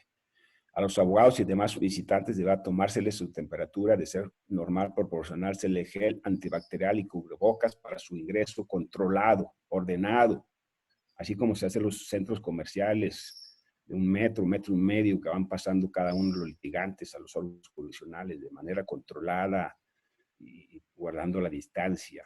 Tercera, una vez realizados los test respectivos o las pruebas científicas generadas en los países que llevan más avance en esta pandemia, han demostrado que dos factores resultan esenciales en cualquier estrategia exitosa para controlar la propagación del COVID-19. El empleo de cubrebocas y el distanciamiento de personas. Adelante.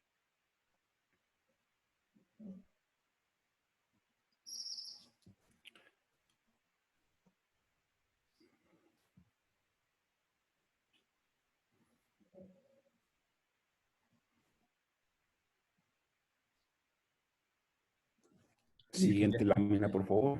Esta es la Adelante. Ya vamos a terminar con 2 láminas. Cuarta propuesta. La evidencia científica demuestra también y de forma clara que hoy no es necesario el confinamiento. Al contrario, puede resultar perjudicial, ya que no es deseable que la gente, las familias estén como una lata de sardinas, es decir, 4 o más personas apretujadas en una reducida de espacio. Quinta, según los epidemiólogos, más informados y experimentados en este voraz virus, una persona por metro cuadrado con cubrebocas o protección facial. Y claro está, todo lo demás sigue vigente. El frecuente lavado de manos, el empleo de guantes si se manejan por varias personas diversos objetos, el estornudo en el antebrazo, etcétera, etcétera. Finalmente termino con una frase, una lámina que quiere expresar lo que mi sentimiento. Sexta.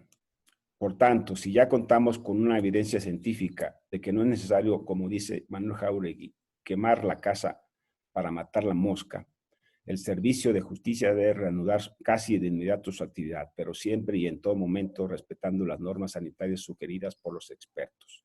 Séptima, lo anterior no obsta para que se deje de impulsar y aprovechar otra medida de extraordinaria eficacia, el juicio de amparo en línea. En efecto, esta valiosa herramienta conllevaría a una menor afluencia de personas en los órganos jurisdiccionales, sobre todo en la tramitación de los juicios y estableciéndose así una comunicación segura entre el órgano jurisdiccional y los justiciables, y de este modo evitándose toda posibilidad de propagación del COVID-19. Adelante.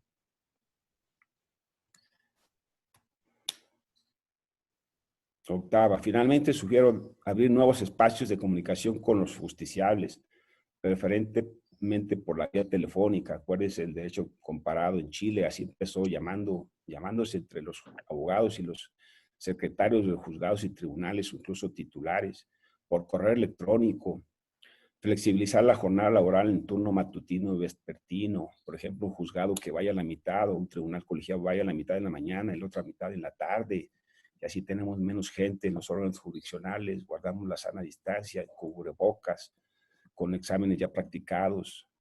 Laborar por 6 meses los sábados, los siguientes 6 meses los sábados, a media jornada los sábados, o sea, de 9 a 2 de la tarde, por ejemplo, 6 meses. Cancelar los días de asueto y eliminar las vacaciones. Ya vienen las vacaciones de julio, esperemos pues, que si ya abrimos en junio, no nos den vacaciones en julio porque pues eso va a generar otro retraso. Ahí se quedan juzgados y tribunales de guardia y asuntos pues, muy escasos en dicho periodo, ¿no? Esas vacaciones, en 6 meses.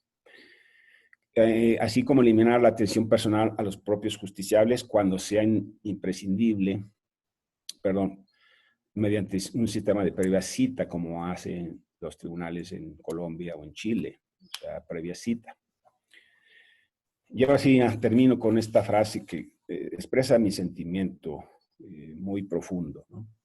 Se lo copié a Armando Fuentes Aguirre, gran catón, conocido así, que publica diariamente, sin falta, su espacio en la jornada, perdón, en Reforma. Y a ver si me entienden ustedes con esta frase. Yo quiero dejar una frase así como un poquito de frustración, de impotencia, de lo que quiero expresar. Están violando derechos, dijo Babalucas, el amigo que leía el periódico. Me vale, replica o contesta Babalucas. Yo soy zurdo. Muchas gracias por su atención. Muchas gracias, magistrado. Realmente muy ilustrativa tu presentación y no obstante lo extensa, creo que con conceptos muy importantes que vale la pena destacar. Sobre todo refiriéndonos a las propuestas y a la sugerencia que desde luego creo que muchos debemos de tomar en cuanto a fomentar el análisis de las herramientas tecnológicas y tratar de que esto que hemos aprendido a través de estos últimos meses realmente nos cambie la vida a todos, creo que a los juzgadores y desde luego a los abogados, pero principalmente a los justiciables en cuanto al alcance de una resolución que resuelva los conflictos que están planteando. No sé si alguien tiene alguna pregunta adicional que quieran plantear al magistrado. Creo que en la última presentación de su lámina está el correo electrónico, en la última hoja de la presentación. Y bueno, también en la primera, César. Yo la verdad es que con el transcurso de los años he aprendido que efectivamente en sus exposiciones el magistrado normalmente se toma la molestia y da la atención a las preguntas que se le hacen. Estamos un poco excedidos de tiempo, pero pues aprovechando la apertura y la disponibilidad, si alguien quiere preguntar algo adicional, creo que vamos a hacer. Y si no, bueno, pues damos unos momentos por si hay alguna pregunta en el chat o si a alguien le interesa hacerla de viva voz, podemos abrir algún micrófono.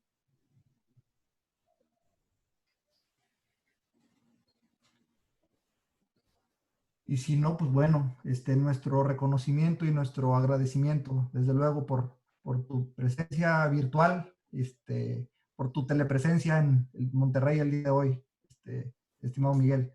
Agradecidos por el esfuerzo y por haberle dedicado tiempo a esta presentación para nosotros. No, al contrario, César, muchas gracias. Quedo pendiente de cualquier pregunta que me llegue por correo electrónico. Ahorita que tengo tiempo, con mucho gusto las contesto. Y pues de nuevo, dejarles un saludo muy respetuoso y espero que pronto regresemos a la normalidad y de momento pues seguir cuidándonos con las medidas sanitarias que tenemos ya dictadas por nuestras autoridades de la materia. Un saludo a todos. Muchas gracias. Excelente, Miguel. Muchas gracias. Seguimos en contacto. Muchas gracias. Buenos días a todos. Hasta luego. Gracias.